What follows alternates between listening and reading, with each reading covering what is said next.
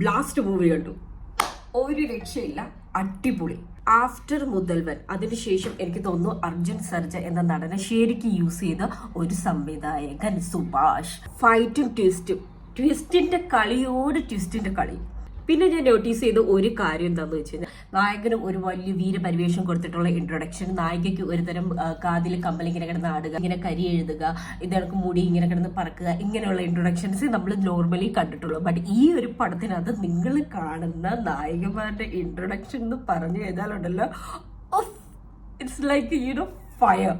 പിന്നെ ഒരു കാര്യം എടുത്തു പറയാനുള്ളത് നമ്മുടെ ട്വിസ്റ്റ് എവിടെയൊക്കെ കറക്റ്റായിട്ട് കൊണ്ടുവന്ന് വെച്ചിരിക്കുന്നു എന്നുള്ളത് നമുക്ക് പ്രേക്ഷകർക്ക്, അതായത് ഓഡിയൻസിന് നമുക്ക് പ്രെഡിക്റ്റ് ചെയ്യാൻ പറ്റത്തില്ല. ഒരുപാട് കാലത്തിന് ശേഷം ഞാൻ ഒരു പടം പോയി കണ്ടതിൽ എനിക്ക് വേർത്തെന്ന് തോന്നിയ ഒരു അടിപൊളി മൂവി.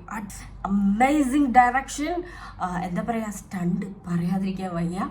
പ്രീതി അഭിരാമി രണ്ടുപേരും നല്ല അടിപൊളിയായിട്ട് ശരിക്കും കഷ്ടപ്പെട്ടിട്ടുണ്ട് ഈ പടത്തിന് വേണ്ടിയിട്ട്. അത് ആ പടത്തിലെ സീൻസ് കാണുമ്പോൾ നമുക്ക് മനസ്സിലാകും.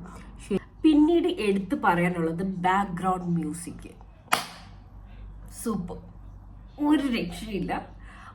വില്ലനുള്ളതാവട്ടെ, ഫൈറ്റ് സീക്വൻസിലെ ആവട്ടെ, ആ ഫൈറ്റ് നിങ്ങൾ ഇത് പോയി കണ്ട് എക്സ്പീരിയൻസ് ചെയ്യുക. ഈ പടം നിങ്ങൾ കണ്ട് എക്സ്പീരിയൻസ് ചെയ്യണം. അതായത് എന്താ പറയുക, ചുമ്മാ തീയായിട്ടൊരു പടം. എനിക്ക് തോന്നുന്നു ഒരുപാട് കാലത്തിന് ശേഷം ഇങ്ങനെ ഒരു പടം നമ്മൾ സൗത്ത് ഇന്ത്യൻ മൂവിയിൽ ഇറങ്ങുന്നു. ഒരുപാട് നിങ്ങൾ